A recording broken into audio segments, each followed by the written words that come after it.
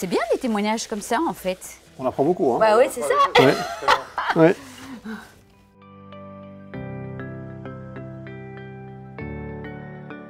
Je m'appelle Delphine, j'ai 48 ans. J'ai été diagnostiquée d'un cancer du sein en juin 2019. Et bah, c'est pas tout à fait terminé encore. Moi, mon plus haut titre de gloire, c'est d'être le mari de Delphine. Dans le cadre de cette interview, à mon avis, parce que effectivement, c'est un parcours qu'elle a connu évidemment pendant 3 ans, mais que j'ai connu de près également.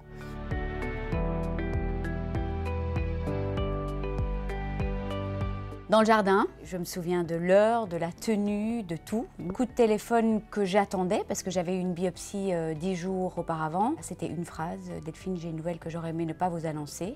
Coup de tonnerre. Moi, j'étais au bureau, donc j'ai eu ton coup de fil. Par contre, je ne suis pas tout à fait certain de ce que j'ai fait.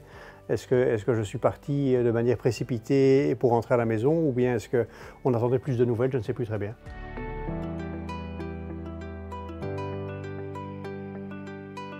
Moi, j'ai barré le mot cancer parce qu'en fait, je ne l'ai pas entendu. Delphine, j'ai une nouvelle que j'aurais aimé ne pas vous annoncer. On n'entend pas le mot cancer. Alors, c'était évident, mais on met un peu de temps à entendre le mot. D'abord, on ne s'y attend pas, donc il y a un côté surprenant, un peu choquant.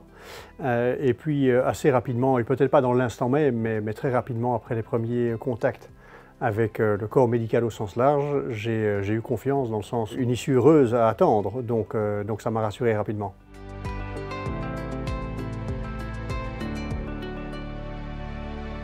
Excellent chef d'orchestre, un soutien pratico-pratique, je vais dire. Pas toujours émotionnel, mais je le dis de manière assez positive parce que je trouve que ce n'est pas le rôle du mari d'apporter tout le soutien émotionnel. Donc voilà, chef d'orchestre, c'est déjà énorme. Moi, j'ai vu évidemment une personne très courageuse, non pas que je l'ai découverte parce que je le savais déjà, une capacité de travail pour faire en sorte que tout cet apprentissage lié à la maladie, eh bien, finalement, serve à ceux et celles surtout qui passent par là maintenant.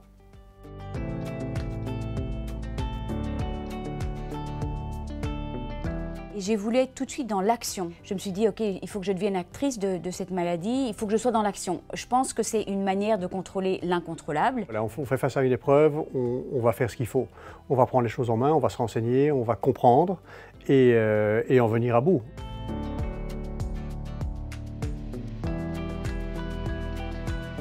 Devant l'oncologue, on ne s'est pas pris le bec, mais enfin j'ai quand même dit, écoute, du calme, là on ne comprend pas les choses de la même manière, toi tu es hyper rationnel, moi j'ajoute, je t'ai même dit, j'ajoute l'émotionnel plus le rationnel, donc je me sens plus intelligente, une intelligence plus complète.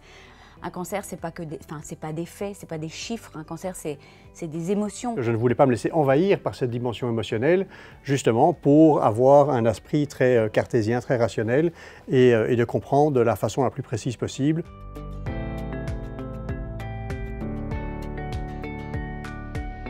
Ou simplement écouter, proposer de l'aide et écouter, d'avoir un soutien psychologique à côté, en dehors de la maison, justement pour éviter que le cancer soit vraiment au centre de la vie familiale. Et au-delà de ça, c'est finalement une dimension d'amour qui est très importante.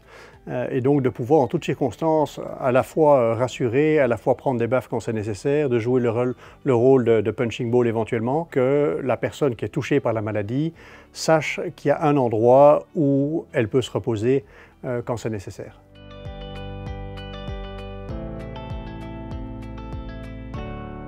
Moi, j'ai vu beaucoup de bienveillance de la part des amis, de la famille en général. Donc c'est très important, si c'est pour passer le message simplement, dans l'esprit des amis, des proches de la famille, de savoir que dans la durée, le soutien est nécessaire et que s'il peut effectivement s'inscrire dans cette durée-là, le soutien n'en sera que plus utile et plus réconfortant. Sentir une certaine inquiétude dans le regard des gens.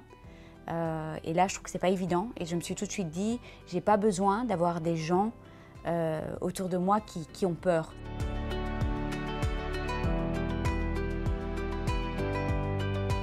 J'ai mis passé et dormante, bon, c'est contradictoire.